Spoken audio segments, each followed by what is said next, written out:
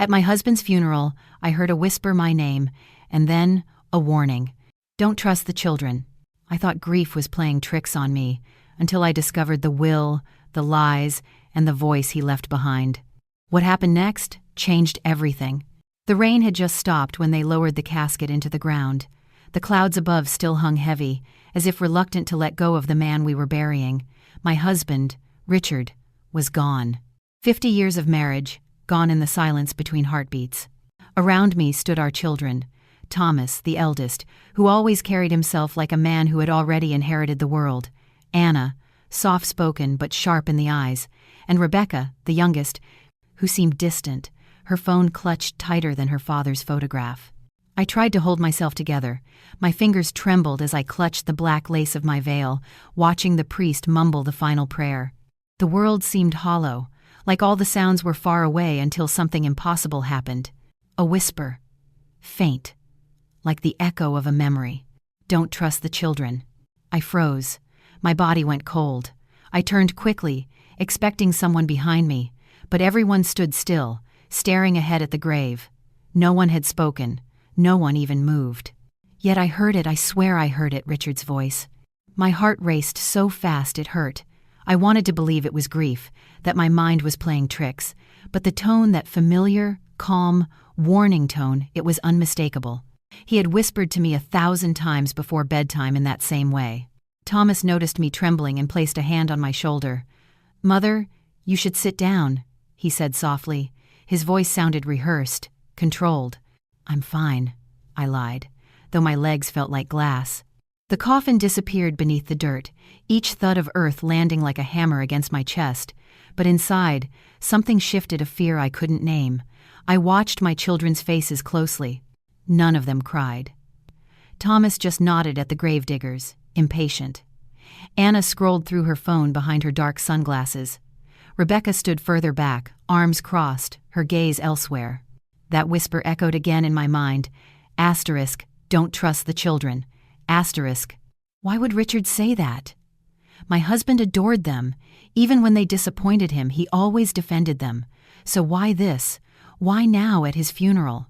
After the service, people came to offer condolences, but their words were muffled, meaningless. My eyes were fixed on my family. Every movement, every glance, every forced smile felt wrong. It was like watching actors play a role they didn't want to be in. When we got home, Thomas had already called a lawyer. He said we needed to handle the will quickly. His voice was practical, emotionless. "It's better to settle things before emotions get in the way," he said. Before emotions? My husband had been in the ground for 4 hours. That night, I couldn't sleep. The house felt foreign, colder somehow. Every photograph of Richard seemed to look back at me with a question. Asterisk, why are you still there? Asterisk. I poured myself some tea and sat in his study, the room he'd spent every evening in before he died. His chair was still pulled out, his reading glasses resting beside an unfinished crossword puzzle. Everything was untouched. Don't trust the children. It came back again, not as a voice this time, but as a memory. Richard had said something strange a few days before his heart attack. We were sitting at breakfast, and he'd suddenly asked, "Do you think people change when money's involved?" I'd laughed it off, thinking he was talking about politics, but maybe he was talking about times them. Asterisk. The next morning, the lawyer arrived. He was a thin man with tired eyes and a too-wide smile. "We'll keep things simple," he said, spreading the papers on the dining table. Thomas sat beside him, flipping through documents like he already knew what they contained. Anna whispered something to him and smiled. Rebecca didn't show up at all. When I reached for the papers, Thomas placed his hand over mine.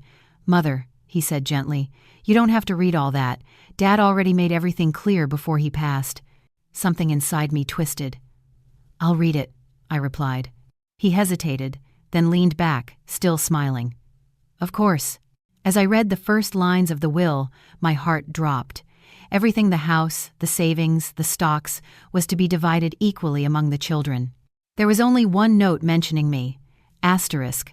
To my beloved wife, I leave my memories and gratitude for the years shared. Asterisk. That was it. Nothing else. Richard would never have written that. I looked up, stunned. When did he sign this?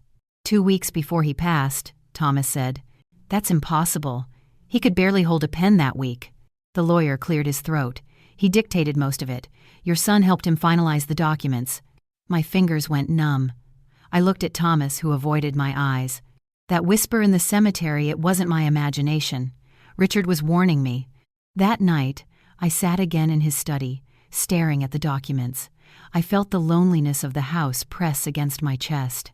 The clock ticked softly in the corner, tick, tick, tick, as if counting down to something. On the desk was Richard's fountain pen, the one he'd used for years. The ink had dried long ago, but the pen still carried his fingerprints. I ran my thumb along its smooth surface and whispered into the quiet, "What did you mean, Richard?" For a moment I almost expected him to answer. And then, somewhere deep in the walls of that old house, something creaked like a sigh, or a whisper, or a warning carried on the wind. I didn't know it then, but that night was only the beginning. The whisper I heard at the funeral was not the sound of madness. It was the first sign that my family, my home, and everything I believed in was about to unravel. The morning after the funeral, I woke up to the sound of voices downstairs. They were hushed, urgent, and familiar. When I stepped onto the staircase, I could see the three of them gathered in the living room: Thomas, Anna, and Rebecca. They stopped talking the instant they noticed me. The silence that followed was so heavy it felt like a wall between us. Thomas was the first to speak. "Good morning, Mother," he said, pretending to smile. "We were just discussing what's best for you now that everything's settled." "Settled?" I asked. "Your father has been gone for 2 days, Thomas. What exactly is settled?" He sighed, as if the conversation was already exhausting. "I mean your comfort, Mother. You shouldn't be alone in this big house. It's too much for you to manage." Before I could respond, Anna stepped in. "There's a very nice retirement home near the lake," she said cheerfully. Too cheerfully. "It's peaceful. You'd love it there." I looked at her. My daughter, who used to call me every evening for advice, now spoke like a real estate agent trying to close a deal. Rebecca didn't say a word. She kept glancing at the window, her arms crossed, her body language tense. "I'm not going anywhere," I said firmly. "This is my home." Thomas smiled again, that same smile that didn't reach his eyes. "Of course, Mother. We'll discuss it later." After breakfast, they left together in Thomas's car. Through the window, I watched them drive away my children, united for the first time in years, but not in grief. They were united in something else. Something I didn't understand yet. The rest of the day passed in strange quiet. The house felt colder. When I entered Richard's study, I noticed that the drawer where he kept his files was slightly open. Inside, the folder with his old documents was gone. I searched every shelf, every cabinet, but it wasn't there. The will, the bank statements, everything had disappeared. I tried calling Thomas, but he didn't pick up. Anna replied with a short text. Asterisk, "Don't worry, we took care of it." Asterisk. Took care of what? That night, I sat alone in the kitchen. The clock above the sink ticked like a heartbeat in the silence. I thought about the whisper again. Asterisk, "Don't trust the children." Asterisk, maybe I was losing my mind. Maybe grief was twisting my thoughts. But deep down, something darker stirred the sense that Richard had known something I didn't. The next day, Thomas returned. He brought with him a man in a suit, the same lawyer from before. "We need your signature," Thomas said. "Just formalities, nothing complicated." "What is this?" I asked. "Power of attorney," the lawyer explained. "It allows your son to manage your financial matters, just in case you're not able to." "I am able," I said coldly, "and I will manage them myself." The lawyer hesitated. Thomas's jaw tightened. "Mother, please. You don't understand how complicated these things are. Let me handle it." I looked at him, at the man who used to run to me after every scraped knee, who cried when he broke my favorite vase because he couldn't bear the thought of disappointing me. Now he stood there, his expression carved from stone, his hand hovering over a document that could erase my independence in a single stroke of ink. "No," I said again. The lawyer gathered his papers, clearly uncomfortable. "I'll come back another time," he said softly, and left. Thomas didn't. He stayed. "You're making this harder than it needs to be," he said quietly. "Harder for who, Thomas? For you?" His eyes met mine, cold and unflinching. For a moment, I saw something unfamiliar in his face calculation. He turned without another word and left the room. The front door slammed hard enough to shake the walls. That night, Rebecca came home. She didn't join me for dinner. Instead, she went straight to her room. I could hear her crying through the wall, whispering something I couldn't quite make out. Then, a phone call, her voice low, urgent. I pressed my ear against the door, heart pounding. "I told them it's too soon," she said. "She's not ready. I can't do this." Silence. "Thomas won't wait. He said we have to finish it before the end of the month." My stomach turned. Finish what? The next morning, Anna arrived early with flowers, white lilies, Richard's favorite. "I thought you'd like some fresh air, Mother," she said. "Why don't we take a walk?" We walked through the garden in awkward silence. She avoided my eyes, talking about the weather, the neighbors, anything except her father. When we stopped near the bench where Richard used to sit every afternoon, I finally asked, "Anna, what's going on? Why are you all behaving like strangers?" Her hands tightened around the bouquet. "We're just trying to help, Mother." "Help me do what?" She didn't answer, her eyes filled with tears. For a second, I saw the little girl she used to be, hiding behind her father's legs after breaking a window, but then she turned away. "You'll understand soon," she whispered. That night, I couldn't bear the silence anymore. I went into Richard's study again. The drawer was still empty, but as I turned to leave, something caught my eye, a small piece of paper wedged under the desk leg. I pulled it out carefully. It was a torn note, written in Richard's handwriting. Only 3 words were legible. Asterisk, if they ask. Asterisk. The rest was ripped away. I sat there for hours, holding that fragment like a lifeline. My children's faces, their whispers, their coldness, it all began to blur into one terrifying thought. Richard had known. He had tried to warn me, and whatever secret he took to his grave, my children were now trying to bury with him. The house that once echoed with laughter now felt like a stage for lies. Every footstep, every whisper, every kind gesture felt rehearsed. I didn't want to believe it that the people I had loved, raised, and sacrificed everything for were capable of deception. But in the silence of that long, sleepless night, I began to understand the truth. The whisper wasn't just a warning, it was a command. For 3 nights after that conversation, sleep refused to come. I wandered from room to room like a ghost in my own house, haunted not by Richard's absence, but by the whisper he had left behind. Asterisk, don't trust the children. Asterisk, it played in my head each time the wind brushed against the window, each time the floorboards groaned under my feet. On the 4th night, I found myself drawn again to Richard's study. The air there still carried the faint scent of his pipe tobacco. The shelves, perfectly ordered, seemed to stare back at me as though guarding secrets. I opened the drawers one by one, hoping to find something, anything that would explain the unease that had settled in my bones. That was when I noticed the thin layer of dust on the lower cabinet, except for one small rectangle, a clean space where something had clearly been removed recently. Richard's old metal box had always sat there, locked, holding our family's most private papers, birth certificates, savings, his first will. But now, it was gone. The next morning, I confronted Thomas. He was sitting in the kitchen, drinking coffee and scrolling through his phone as if he owned the place. "Where is your father's metal box?" I asked. He looked up slowly. "What box?" "The one from his study, the one that's been there for 20 years. He shrugged. "I don't know. Maybe you misplaced it." Misplaced it. I almost laughed at the insult in that word. Richard had always been meticulous, and so was I. That box had never moved an inch without one of us knowing. After Thomas left, I went upstairs, closed the door, and tried to think clearly. If they had taken it, why? The only reason would be if there was something inside they didn't want me to see. That evening, Rebecca came to visit. Her eyes were swollen from crying, and when she hugged me, her body shook.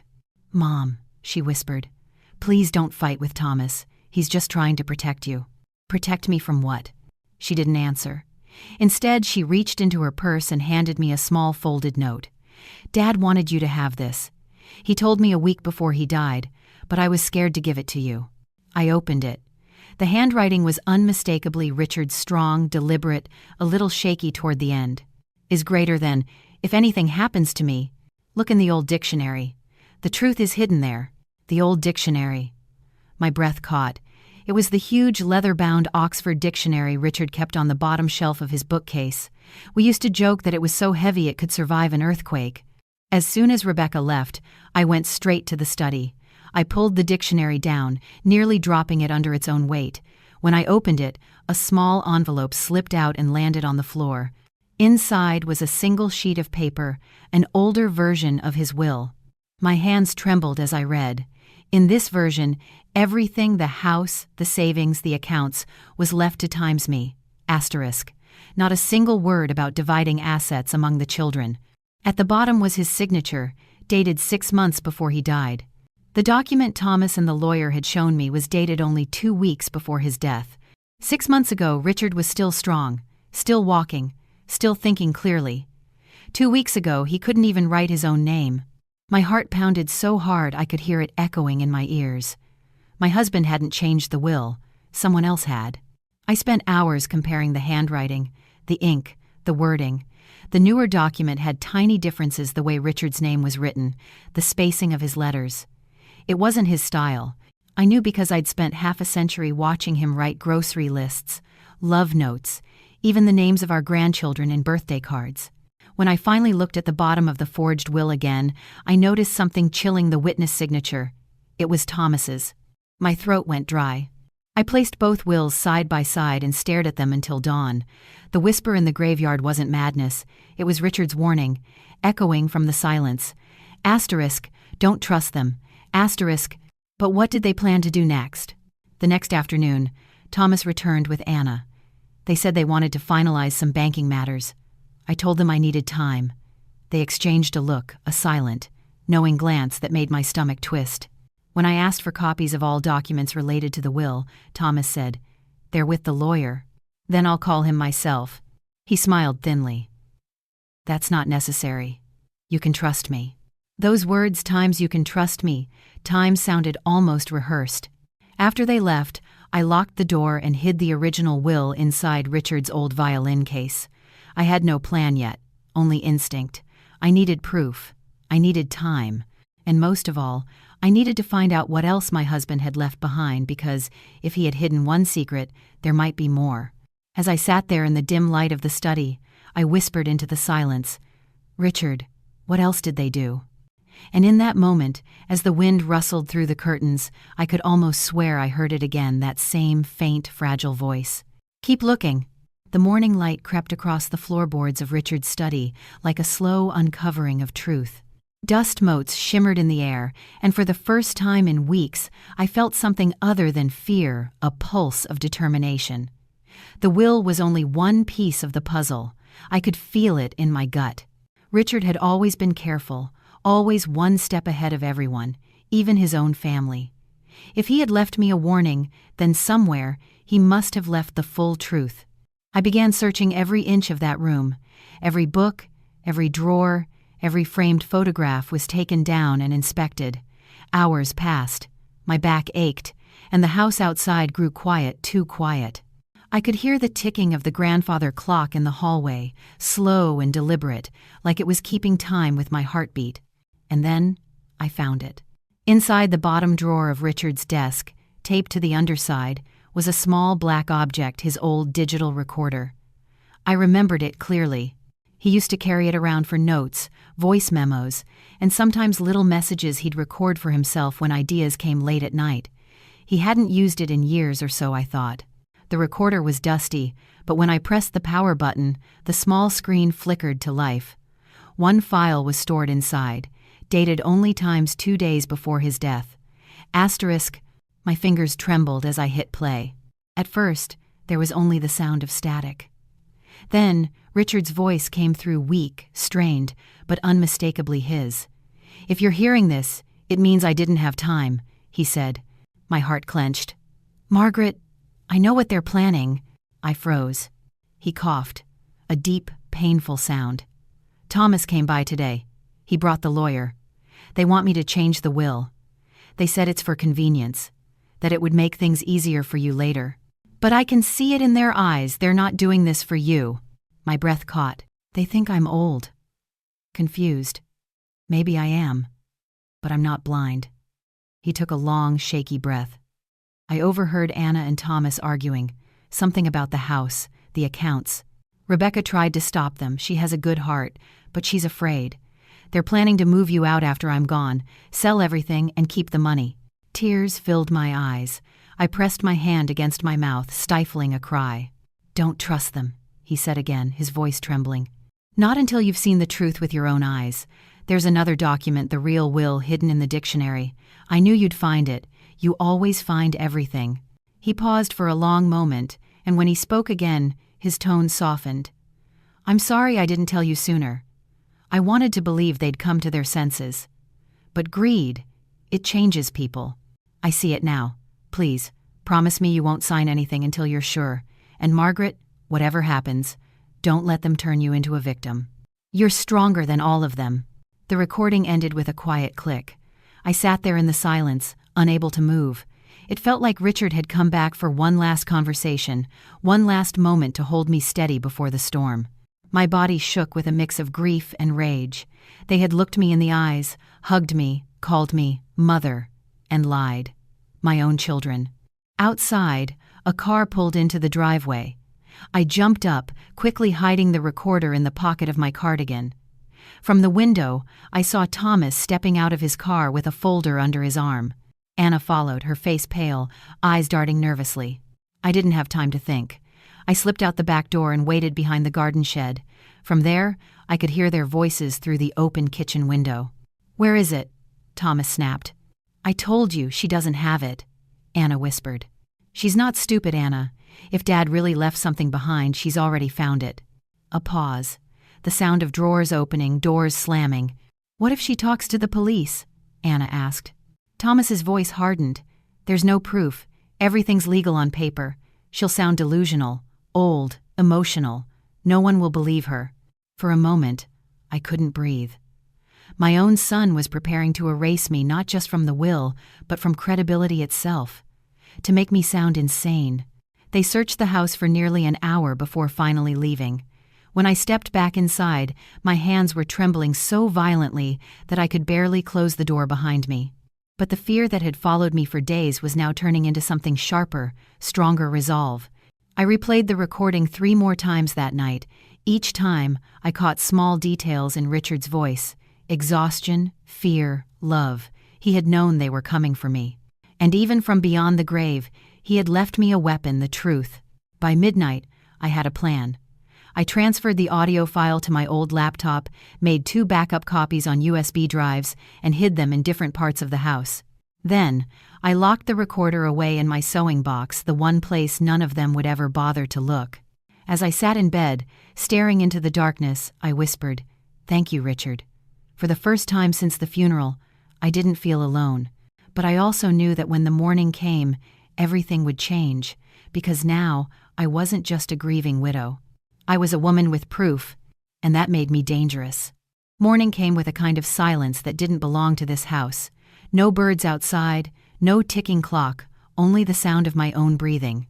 The air felt heavier than usual, as if the walls themselves were bracing for what was about to happen. I had spent the night rehearsing what I would say, though I knew it wouldn't matter. You cannot reason with people who have already decided to betray you. At 9 o'clock, the front door opened without a knock. Thomas walked in first, followed by Anna, clutching a folder. Rebecca trailed behind them, her face pale, her eyes red. She couldn't even look at me. "Mother," Thomas began, his tone polite but sharp around the edges. "We need to talk about the property transfer. It's time to make things official." "Official?" I repeated, pretending not to understand. "Yes," Anna said, stepping closer. "You'll sign the documents today. It's for your comfort. We'll handle the finances, the house, everything. You won't have to worry anymore." I smiled faintly, though my hands trembled under the table. "That's very thoughtful," I said softly. "But before we talk about papers, I think we should talk about your father." Thomas frowned. "What about him?" I found something in his study. His eyes narrowed. "You shouldn't be going through his things. That's disrespectful." "Disrespectful?" I echoed, standing slowly. "I think forging his signature was a bit more disrespectful, don't you?" Anna gasped. Rebecca froze. Thomas's jaw tightened, but he didn't flinch. He looked at me the way a man looks at a puzzle he can't solve. "What are you talking about?" he asked carefully. I reached into my pocket and placed the small recorder on the table. The sound of it hitting the wood echoed through the room. "He left this," I said. For the first time, Thomas's face lost its confidence. Anna took a step back. Rebecca covered her mouth. "Play it," I said quietly. Thomas didn't move, so I pressed the button myself. Richard's voice filled the room, frail, weak, but full of unmistakable clarity. "Is greater than, if you're hearing this, it means I didn't have time. Margaret, I know what they're planning." Anna broke down first. "Oh my God," she whispered, tears filling her eyes. Thomas tried to stay composed, but his hands began to shake. "You can't prove when that was recorded," he said, his voice unsteady. "It was dated 2 days before he died," I said coldly. "I checked the metadata. I may be old, Thomas, but I'm not helpless." The recording continued. Richard's voice grew weaker, each word a knife of truth. "Is greater than. They're planning to move you out after I'm gone, sell everything, and keep the money." When it ended, the room fell silent. For a long moment, no one spoke. Then, Thomas slammed his fist on the table. "That's not the whole story," he shouted. "He didn't understand what was happening. We were trying to protect you." "Protect me from what?" I snapped. "From my own life? From the home I built with him? You wanted to protect yourselves, Thomas, from waiting for your inheritance." He stood there, breathing hard, his face red. "You don't know how hard it's been, Mother. You think you and Dad were perfect, but you left me with nothing but expectations. Do you have any idea how much you owe me?" Anna turned to him, horrified. "Thomas!" "Stop." "No," he said. "I handled everything while you were gone. The bills, the lawyer, the hospital visits. And for what? So she can sit in that house and pretend we're still a happy family?" I stared at him, this man I had once rocked to sleep, whose scraped knees I had kissed, whose fears I had calmed. I didn't recognize him anymore. "Your father trusted you," I said quietly, "and you broke that trust." His voice dropped, almost trembling. "He trusted me to take care of you. That's what I'm doing." "No," I said. "He trusted me to see through your lies."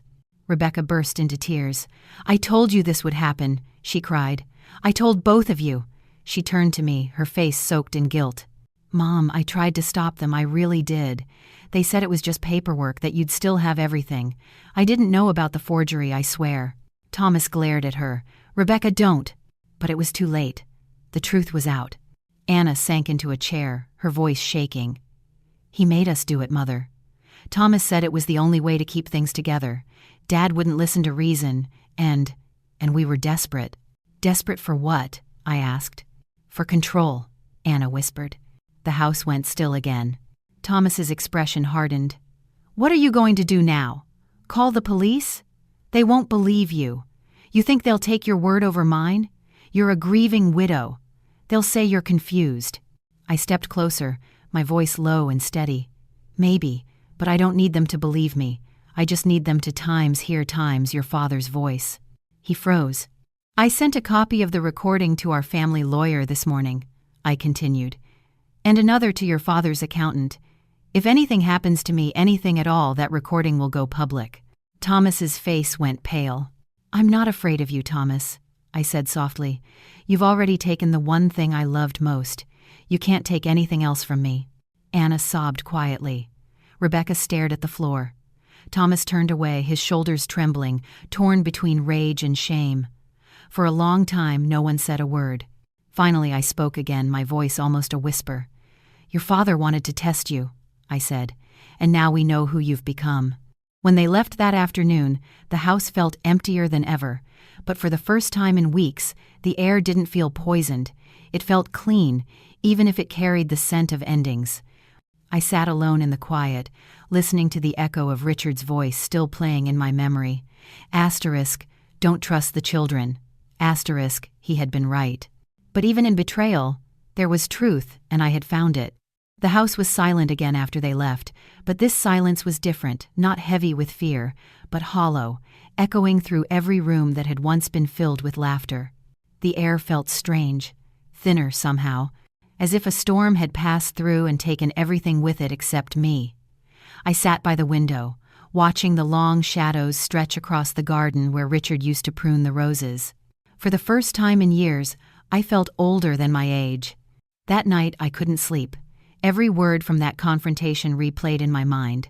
Thomas's anger, Anna's guilt, Rebecca's sobs, it all formed a cruel symphony that wouldn't stop. I had always believed that family was sacred, that no matter how much we fought, love would anchor us. But now, I understood something painful. Blood does not always mean loyalty. As dawn approached, I went into Richard's study once more. The morning light made the dust shimmer like tiny ghosts. I stood in front of his old bookshelf, running my hand along the spines of his books, as if expecting one of them to speak to me. And then, something caught my eye. Times, The Old Man and the Sea, * Richard's favorite novel. He had read it every spring. When I pulled it from the shelf, a folded envelope fell to the floor. My hands shook as I picked it up. It was sealed, my name written on the front in Richard's familiar handwriting. *. For Margaret, open only when the truth hurts. *. I sat at his desk, my heart racing, and carefully opened it. Inside was a letter. The paper yellowed slightly at the edges. His words were steady, deliberate, and heartbreakingly gentle. My dearest Margaret is greater than. If you are reading this, then the world we built together has cracked in ways I could not prevent. I saw the changes in the children long before I fell ill, the way Thomas spoke of money, the way Anna measured love in comfort, the way Rebecca turned away from conflict. I hoped I was wrong.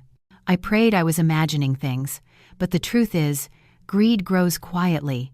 It hides behind good intentions and polite smiles. My vision blurred as I continued reading. Is greater than, I wanted to protect you, but not by shielding you. You have always been stronger than you think. You once told me that forgiveness was not weakness, but wisdom, and I believe that still. When you hear the whisper, know that it comes not from anger but from love. I wanted you to open your eyes, not your heart, to hatred. Is greater than, they will learn, one day, that love without respect is worthless. And you, my love, will learn that letting go is not the same as surrender. Promise me one thing. Do not let this break you. Remember the woman I fell in love with, the one who faced the world with grace, even when the world turned cruel. Is greater than, love them, but never let love blind you. Ist größer als Richard. By the time I finished reading, my tears had soaked through the paper. I pressed the letter to my chest, feeling the faint trace of his scent on it, that mix of tobacco and old books. For a long time I just sat there, listening to the quiet. Later that day, Rebecca returned alone. Her eyes were swollen, her voice trembling. "I'm sorry, Mom," she whispered. "I didn't know how bad it had gotten. I was scared." I looked at her, my youngest, the one who still carried a little light left in her. "I know," I said softly. "Your father knew too." She cried harder then, burying her face in my hands like she used to as a child. I didn't scold her. I didn't even ask why. Some wounds don't need explanations, only the decision to stop them from spreading. That evening, I took the letter and placed it beside the recording in Richard's old violin case. I locked it and slid it under the bed, where I knew it would remain safe, untouched, and waiting. In the days that followed, I didn't see Thomas or Anna. Perhaps they were ashamed, or perhaps they were simply afraid of what I knew. The house was quiet again, but it wasn't lonely anymore. I had Richard's words, his final gift, and that was enough. I began to tend the garden again, trimming the roses, cleaning the porch, opening the windows. Every breeze that came through felt like his presence, not haunting me, but reminding me that even in betrayal, there can be rebirth. Sometimes I still hear his whisper. Faint, but kind. Don't trust the children. But now, I understand what he truly meant. It wasn't just about mistrust. It was about time seeing people for who they are, not who you wish they would be. On the 7th day after reading his letter, I visited his grave. I brought lilies, the same ones Anna had brought to deceive me. This time, they were mine, clean and honest. I placed them down, touched the cold stone, and said softly, "You were right, Richard, but I learned more than you asked me to." I stayed there until the wind picked up, carrying the scent of rain and earth. When I turned to leave, the world seemed lighter, as if a part of him walked beside me again. Back home, before sunset, I sat by the window one last time and looked out at the horizon. The sky was painted in warm gold and gray, like a quiet ending to a long story.